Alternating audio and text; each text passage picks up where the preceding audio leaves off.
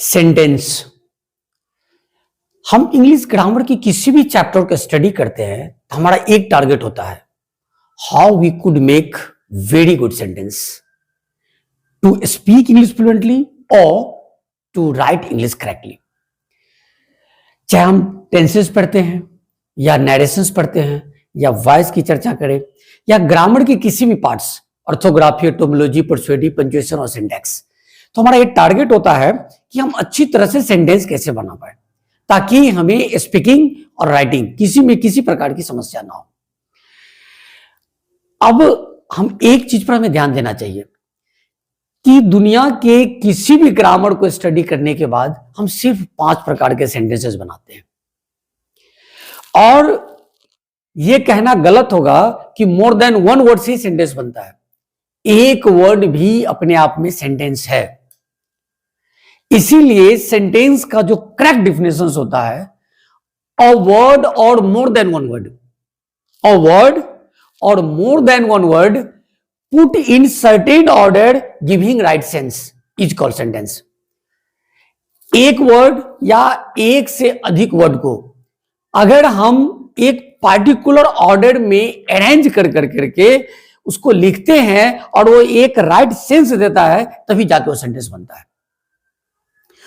हम जितने भी स्ट्रगल करते हैं to understand the world of English grammar, उसमें हमें जो सेंटेंसेस होता है वो हमें बनाना होता है व्हाइल राइटिंग, या हम एसे लिखे या एप्लीकेशन लिखे या हम प्रपोजल लिखे या रिपोर्ट क्रिएट करें, जिसके अंदर हम यूज करते हैं जो 5 काइंड्स ऑफ सेंटेंस होता है। स्टेटमेंट, जिसको हम एफर्मेटिव सेंटेंस भी कहते हैं, क्वेश्चंस, जिसको हम इंट्रोगेटिव सेंटेंस के नाम से भी जानते हैं, इंपरेटिव, ऑप्टेटिव और एक्सक्लेमेटरी। इसी सारे सेंटेंस को बनाने के लिए हमें A to Z grammar study करना होता है। अब क्वेश्चन राइजेस बिफोर अस कि स्टेटमेंट क्या होता है। Statements are sentences in which subject is present and generally comes before a verb. Statement एक ऐसा सेंटेंस है जिसमें सब्जेक्ट होता है और जनरली ये वर्ब से पहले आता है। फॉर एग्जाम्पल, जैसे हम कहेंगे I want to speak English fluently,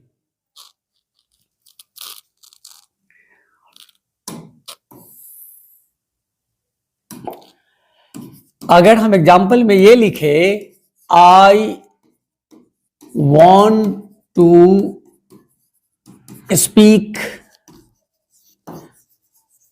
English fluently, मैं धारा प्रवाह इंग्लिश बोलना चाहता हूं, तो just subject is placed before a verb want. Want के ठीक पहले सब्जेक्ट आ गया है। Another example, he will talk to you tomorrow. He will talk to you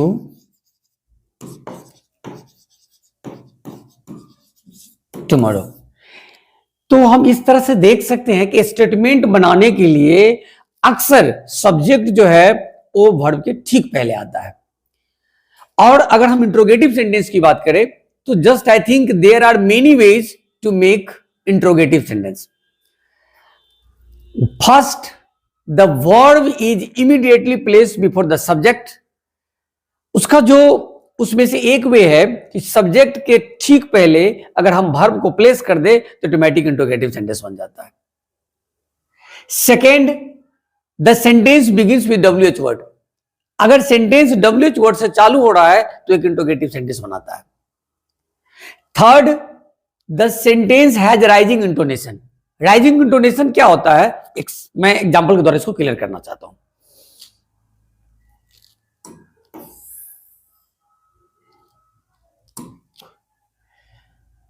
पहला मैंने कहा था the verb is immediately placed before the subject. Verb कैसे सब्जेक्ट के ठीक पहले आकर के इंट्रोगेटिव बनाता है। Are you going to help me. एक ये तरीका है कि सब्जेक्ट के ठीक पहले वर्ब को रख करके हम इंट्रोगेटिव सेंटेंस बना लेते हैं। अगर आप दूसरा एग्जांपल आप इसी का लेना चाहते हैं तो आप कह सकते हैं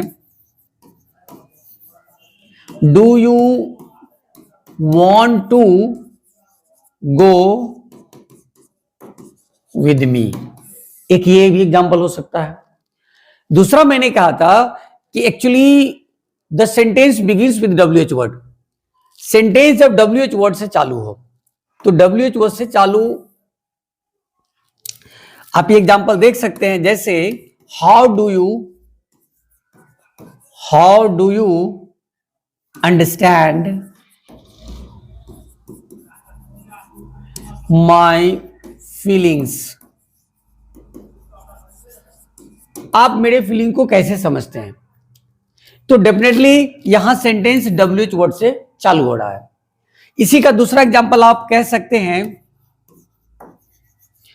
where do you want to meet me tomorrow. आप कल मुझसे कहां मिलना चाहते हैं? और जो राइजिंग इंटोनेशन है इसको थोड़ा सा आपको ध्यान से समझना होगा, क्योंकि यहां बहुत सारे लोग कंफ्यूज कर जाते हैं। ये सेंटेंस देखने में तो इंटरोगेटिव नहीं लगता, लेकिन इंटोनेशन इसको इंटरोगेटिव बनाता है।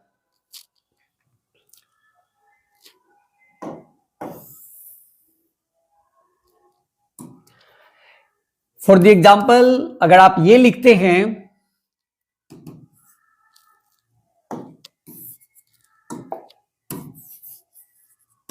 you will go to market tomorrow, और ये सिर्फ स्पोकन इंग्लिश में होता है।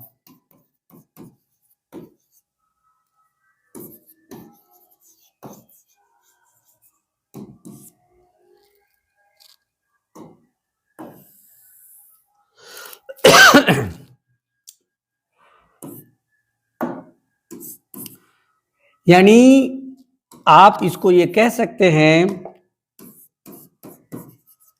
The sentence has rising intonation.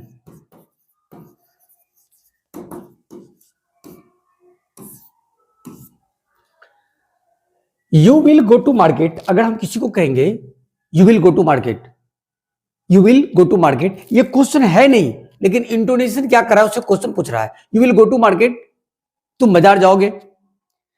तो definitely just I think in written English ये क्वेश्चंस नहीं लग रहा है कि you will go to market, लेकिन इसका इस्तेमाल सिर्फ स्पोकन इंग्लिश में होता है। इसको आपको ध्यान रखना होगा, क्योंकि इंटोनेशन क्रिएट सिर्फ स्पोकन इंग्लिश में होगा, रिटेन इंग्लिश में नहीं।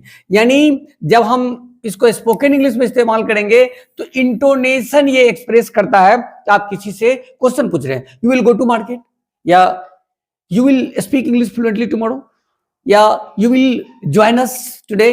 मतलब एक्चुअली जो भी कुछ है, मतलब कि इंटोनेशन ये कह रहा है कि आप उससे क्वेश्चन पूछ रहे हैं, जबकि ये सुनने में एफर्मेटिव सेंटेंस लग रहा है। लेकिन आपको एक चीज को ध्यान में रखना होगा कि जैसे कि you are going to help me tomorrow, ये प्रेजेंट कंटिन्यूअस का स्टेटमेंट लग रहा है, I mean to say, but you know very well about this thing कि स्पोकन इंग्लिश में ये इंटोनेशन क्रिएट करता है। यानी बोलने का जो तरीका है कि कोई इंसान आपको इंटोनेशन से क्वेश्चन पूछ रहा है। तो एक the sentence has rising intonation, जब आपका सेंटेंस इंटोनेशन के थ्रू क्वेश्चंस बनाता है तो उससे भी आपका सेंटेंस इंट्रोगेटिव हो जाता है स्पोकन इंग्लिश में। और तीसरा सेंटेंस है जो है इंपरेटिव सेंटेंस। इंपरेटिव सेंटेंस आपको पता होना चाहिए, इंपरेटिव सेंटेंस जो है, imperative sentence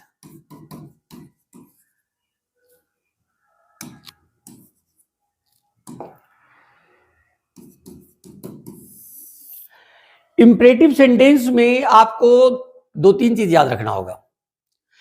a sentence expresses a request, an order और पीस ऑफ एडवाइस। बस तीन चीज को याद रखना है। इंपरेटिव सेंटेंस जो होता है या तो आपको ऑर्डर देने के लिए हेल्प करता है, या रिक्वेस्ट करने के लिए हेल्प करता है या नहीं तो एडवाइस देने के लिए हेल्प करता है।